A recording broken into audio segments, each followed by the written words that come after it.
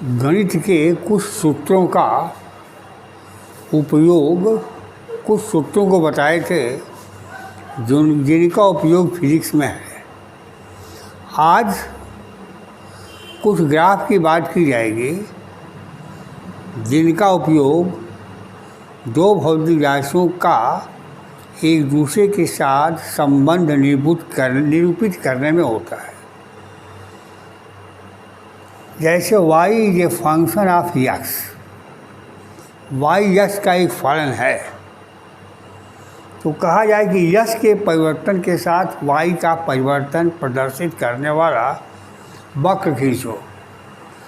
X के बदलने के साथ y के मान में किस प्रकार का परिवर्तन होगा, इसको प्रदर्शित करने वाला वक्र खींचो। तो यदि y का जो फलन है, यदि y और x दोनों एक घाती हैं, तो y और x के मध्य खींचा गया ग्राफ एक सीधी रेखा होता है। यदि y और x एक घाती हैं,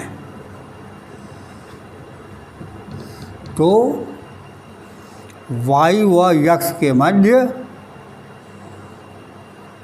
ग्राफ सीधी रेखा होगा।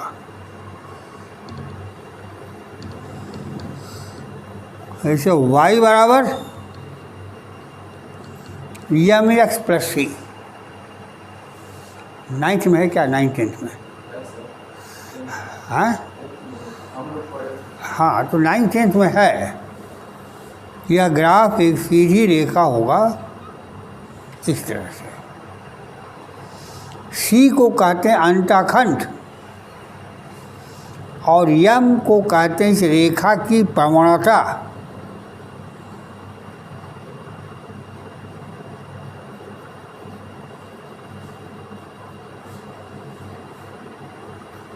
बराबर tan थीटा। हर बात समझ में। अब एक इसका फिजिक्स में क्या मतलब है, क्यों बता रहे हैं, कोई मकसद न होगा। जैसे आप गति का प्रथम समीकरण पढ़े हैं, v बराबर u प्लस at, नहीं पढ़ा है? यानी v समय का एक फलन है, तो लिख सकते हैं v बराबर at प्लस u। v को y अक्ष पर, v बराबर y बराबर यम इंटू टी, यम एक्स प्लस सी। सी की जगह पर u आ गया, यस की जगह पर t आ गया, यम की जगह पर v आ गया। तो कहा जाए यम की जगह पर a आ गया, तो कहा जाए कि वेग में और समय के मध्य ग्राफ खींचो, तो y बराबर यम एक्स पर सी से मिलता जुलता है। यम की जगह पर a है,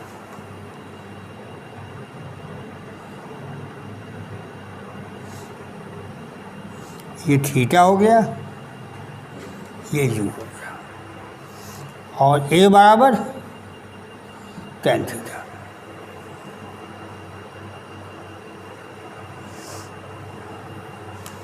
यदि y बराबर यम एक्स, तो y अक्ष के मध्य खींचा गया ग्राफ एक सीधी रेखा होगा, मूल बिंदु O से होकर जाएगा। जैसे v बराबर at, पिंड का प्रारंभिक वेग 0 है, तो जैसे समय बढ़ता जाएगा वैसे वैसे वेग भी बढ़ेगा। इस तरह से इन ग्राफों का महत्व आगे है।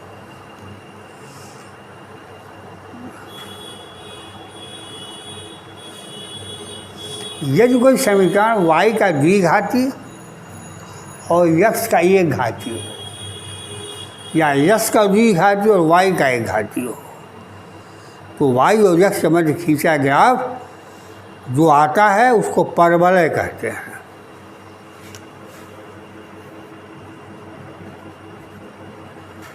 y स्क्वायर बराबर 4ax।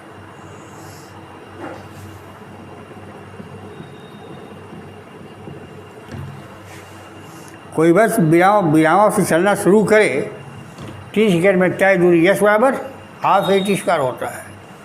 तो टी का द्विघाती है और वाई का एक घाती है। तो वाई स्क्वायर 4ax, यह ग्राफ इस तरह का होगा। इस ग्राफ का नाम है परवलय। ग्राफ की जो प्रकृति ऊपर है वैसी प्रकृति नीचे भी है। इसको कहेंगे यह यक्ष अक्ष के सममित है, सिमिट्रिकल है।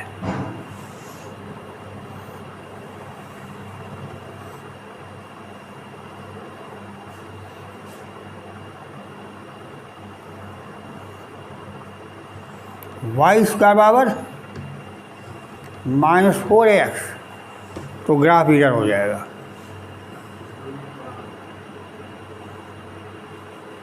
अरे गड़बड़ हो गया ना, नहीं है ठीक है। वाई स्क्वायर बराबर -4ax, यह ग्राफ इधर हो जाएगा।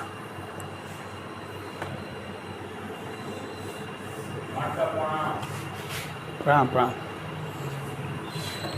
यक्ष इसका बैठा, यक्ष इसका 4ay,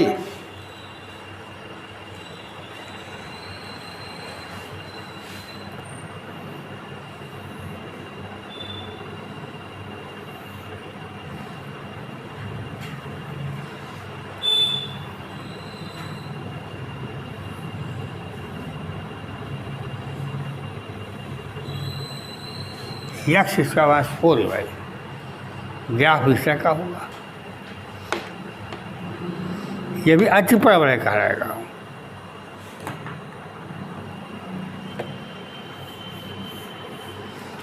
यदि कोई समीकरण यक्ष और वाई दोनों का द्विघाती हो, यह एक वृत्त होता है।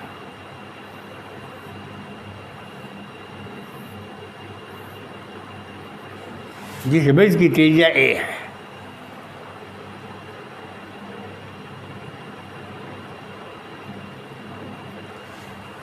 देखिए OP का बल बराबर OM का बल धन MP का बल, यानी a का बल x square plus y square. ये वृत्त की त्रिज्या है।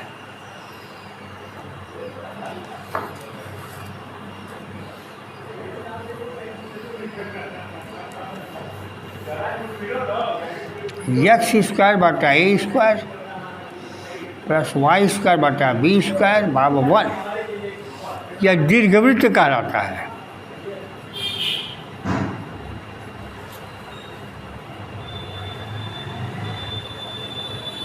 दीर्घवृत्त में अंडाकार, इसको कहते हैं लघु अर्ध दीर्घ अक्ष को कहते हैं ए, और इस लंबाई को कहते हैं अर्ध लघु अक्ष। ओ ए को कहेंगे ए अर्ध दीर्घ अक्ष, ओ बी को कहते हैं बी, इसको कहते हैं अर्ध लघु अक्ष। यहाँ दो बिंदु होते हैं निश्चित, इनको फोकस कहते हैं।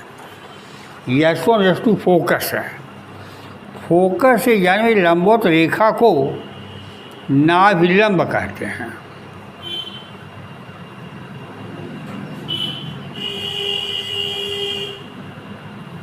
नाभिलंब। यशसी को कहते हैं अर्ध नाभिलंब। क्या कहते हैं इसको? अर्ध नाभिलंब। यल से प्रति करते हैं। यल बराबर बी स्क्वायर बाई ए। दीर्घवृत्त का क्षेत्रफल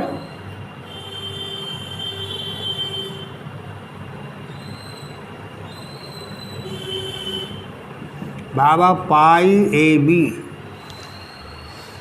इसका मतलब कह सकते हैं कि वृत्त एक ऐसा दीर्घवृत्त है जिसकी ये दोनों अक्ष बराबर है। अब एक ग्राफ हमने नोट में नहीं भेजा है। अति परवलय यक्स वाई बराबर नियतांक, इसको बढ़ा लेना। यक्स और वाई के मध्य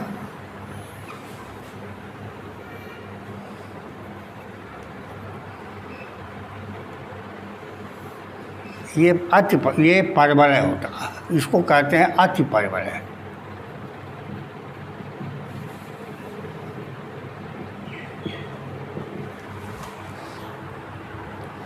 फिजिक्स में कहीं आता है ऐसा? कहीं फिजिक्स में ऐसा ग्राफ आता है वाई और एक्स के मध्य?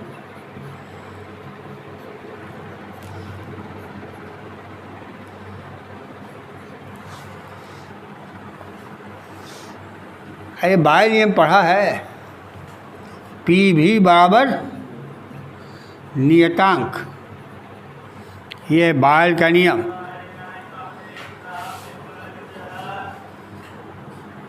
पी गैस दाब है, भी आयतन है। जैसे गैस दाब बढ़ाते जाएंगे आयतन घटता जाएगा। तो कहा जाए कि दाब का आयतन का दाब के साथ परिवर्तन प्रदर्शित करने वाला वक्र खींचो, बाकी हो गया।